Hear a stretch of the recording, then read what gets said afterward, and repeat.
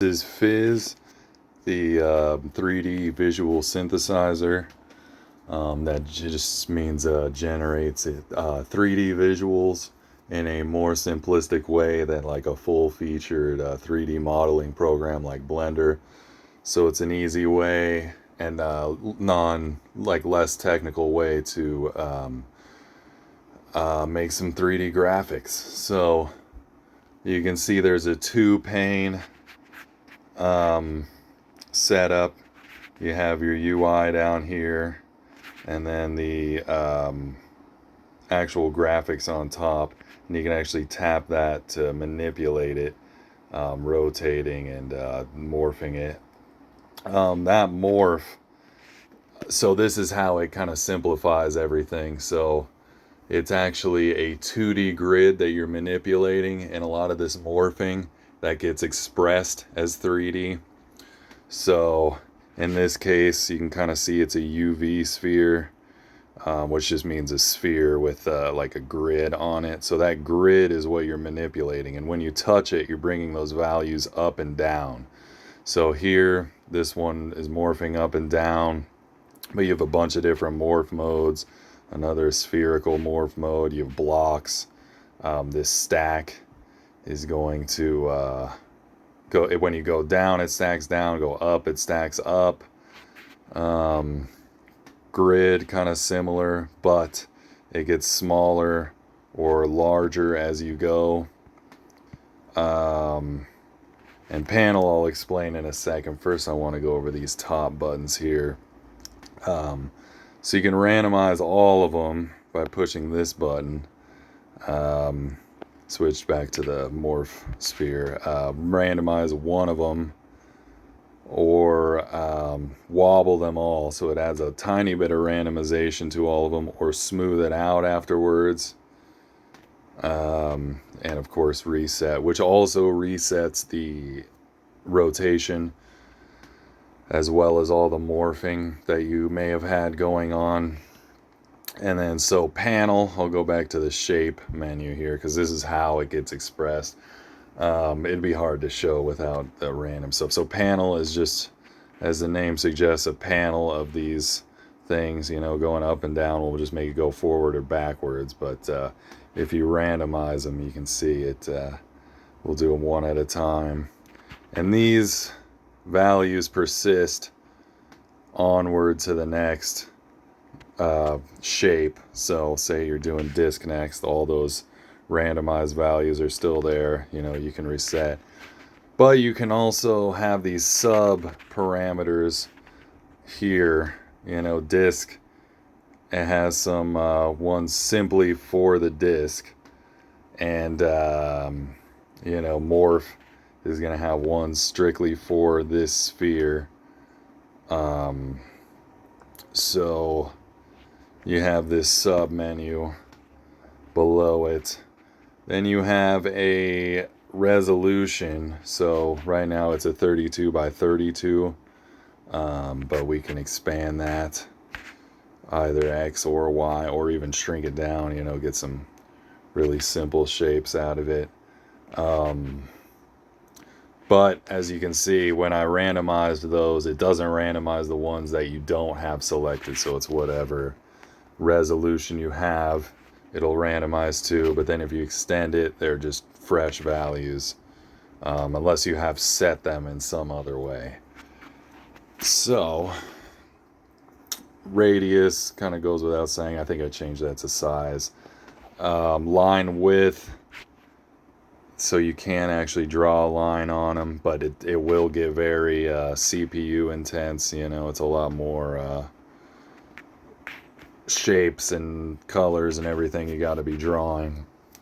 The fill is kind of interesting, kind of like on a paint program where you fill all the values. This is going to fill all the values here. So the amount, the symmetry, and the fold are for every type of fill mode, and I'll go into what each of those means once I get a kind of example here of some fills. So there's the first menu: noise, cell, waves, and reaction diffusion. So noise You know, it's a bunch of noise patterns. I'll have those more written out in the notes. Cell is also kind of like a noise randomization thing with individual cells. You can kind of mess with their border. So you can see me switching around isn't doing anything, and even like changing the parameters doesn't do anything. But if you hit generate, it'll show that on the screen. And then, you know, if you hit live, when you manipulate it, it'll manipulate your values as you do it. So, and then run is for real-time generation. So as you can see, it does nothing for these noise and the cell thing unless you have drift, or in noise it's flow. But and then let me actually switch morph modes just to give you a better indication of what's going on here. So here we have the waves. It's kind of interesting. So you're just going through with waves. I'm gonna have to cut this resolution back. It's getting extremely laggy. Oh, I had to cut the resolution there, make it run a little faster. As you can see, it just, all these objects, there's no real capping of anything at the current moment. So, you know, use the higher value stuff at your own risk of lagging your CPU. But yeah, so waves is going to, as you can kind of see, is drawing a wave in there, or more. If I increase the frequency, they'll get tighter. And this is in a sine shape, but you can kind of interpolate between the typical waves there: triangle, saw, square, angle, warp, swirl. You know, you can kind of guess what those do. But if I hit run at the bottom, this is gonna go. So you can see it generate there, changing the rate, whatever, go backwards. And waves, you know, it looks like it's not doing anything. That's because spread and drift are at 0. So right now you're just drawing 3 waves at 1/3 of the amplitude right on top of each other, which is the exact same as drawing 1. But say we have the 3 and they're a little more spread out. So this will spread it out on the other axis, but drift just lets them kind of phase cancel each other and do some kind of fun stuff. So, and then reaction diffusion, you know, that's probably outside the scope of this video, explaining what that is. If you're interested in reaction diffusion, it's pretty interesting. It's a method that nature uses a lot. You know, you can see it's spots, holes, maze, worms, mitosis, because, you know, these are ways of mimicking natural patterns. They kind of grow on their own and stuff. And these just set the feed and kill rate. So you can increase it, decrease it, and it'll actually kill off everything if you're not careful. But it'll regrow. I have it to... in a typical reaction diffusion, it would all die off. But anyway, we'll get off that. Leave the waves here, show you this next part. So color, we talked about how everything is a value. You know, it's a grid of values, a 2D grid of values. But it's not just these integers that go from positive to negative. It's also a grid of colors that you can manipulate through these banks, which have individual schemes. So 6 banks with 4 schemes each. And it's kind of simple right now for how you manipulate them. You only have 2 parameters to really do it. And then you have, let's get some a little more obvious, like an XY color track, which is going to take your color 1 and color 2 and just however, you know, wherever you're touching on it, you know, so it makes that a little more... Oh, and you know what? I totally forgot about the fill type. So fill amount, this just multiplies everything, you know, you can get a more subtle effect. Going to 0.1. My point didn't go in there. There we go. So now the waves are barely going through. Symmetry, as you might expect, it's gonna make it radial symmetry along there. Fold, it's kind of weird. It's like a wave shaping thing where if you go past this, so this is going to amplify everything, but then when you go past a certain value, it'll just bounce back down. I think past the amount value is what I set it as. So fold, it'll look kind of noisy, but it's actually that exact same shape, just folded in on itself a bunch. So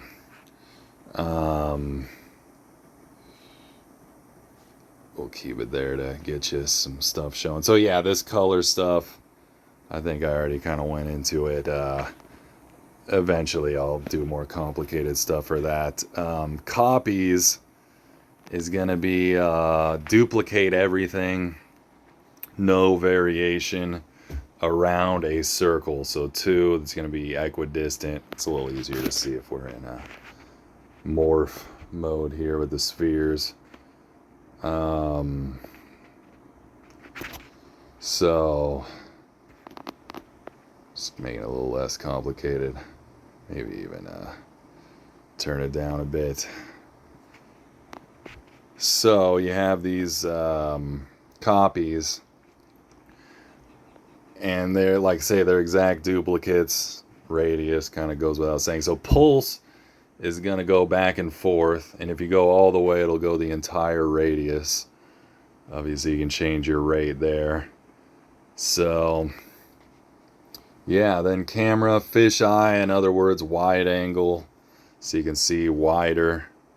I kind of set it to extremes in case you want it that way. Oh yeah, the XY color track, making it invisible. Zoom, will zoom in and out. Calculation rate, and I even added the hertz thing in, so you'll probably see hertz there. So this is times per second the calculation is.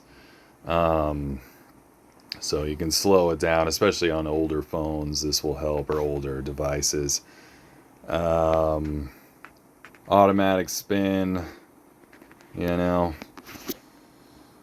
So then you got the light setting, and none of these are going to do anything. Even headlight, you know, you can manipulate these all you want, but it's not going to do anything until you hit light to actually turn those on. So if we turn off our ambient light, you know, we just have the sun. Can even set a spin to that, make it red so you can't even see the other color. So this is how you kind of do that. It's kind of cool when you get the translucent stuff with the light. But all these light settings are typical OpenGL nomenclature. I may do another video just explaining this, but it's pretty well documented elsewhere. Yeah, like, say it's a collapsible menu, so you gotta unfurl the menu, hit light, and then you're good. So yeah, that's all the shape manipulation and everything there. So you may have noticed we skipped this first thing, the camera mic stuff, which is going to be our input. I'm going to cancel all this fill stuff and reset so you can see what's going on here. So microphone input right now is pretty simple. I may add a high pass filter as well, but you can see if I do it, it is going to run an FFT that goes to these values.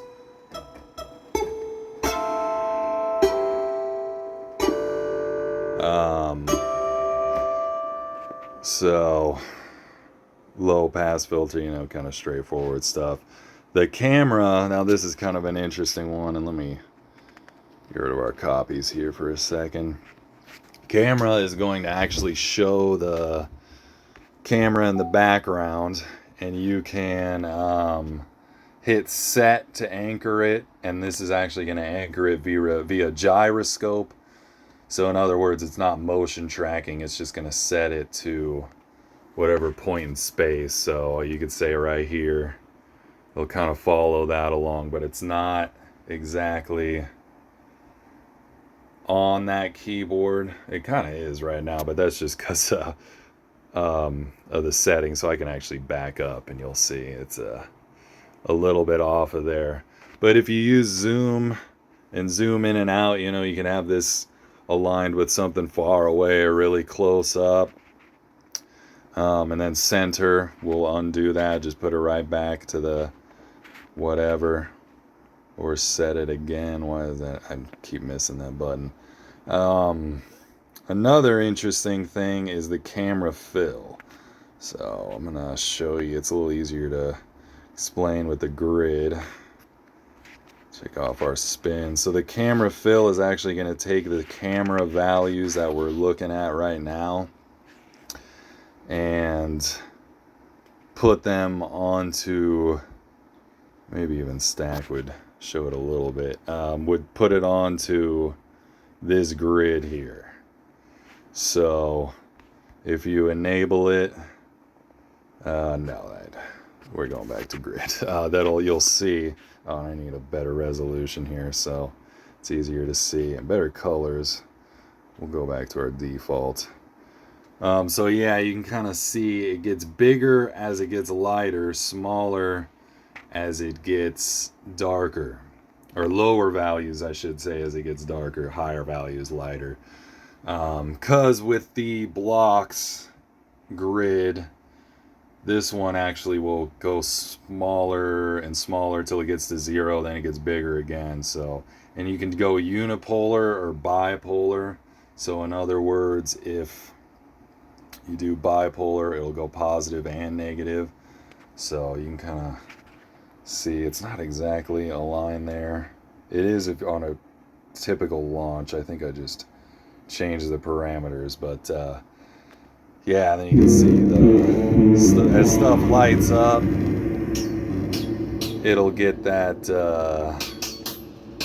nice flash of light. Or even if I look at the window, or the window and the dark, when it's bipolar, it'll do that. But unipolar, it's just, like, these are super big. It's a little easier to see if I turn the size down there. Yeah, see that window is just a big block. The darkness is less. So yeah, that's FIS so far. In the future, and yeah, that's the tutorial. So in the future, you know, I'm gonna have more easily made user generated stuff. So even inputting what do you call it, inputting your own shaders.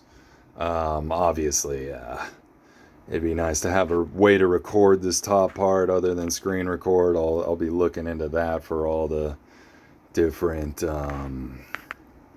platforms.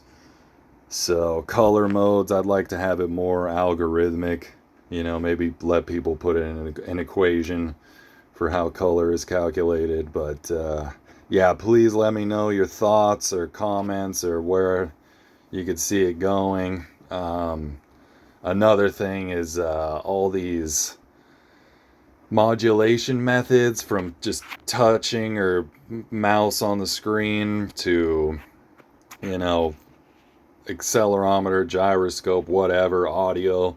It's all, the way I coded it, it's all very easily plugged into these other parameters. So I'll probably have a more modular way of changing everything, manipulating things. So yeah, let me know what you think, and thanks for checking it out.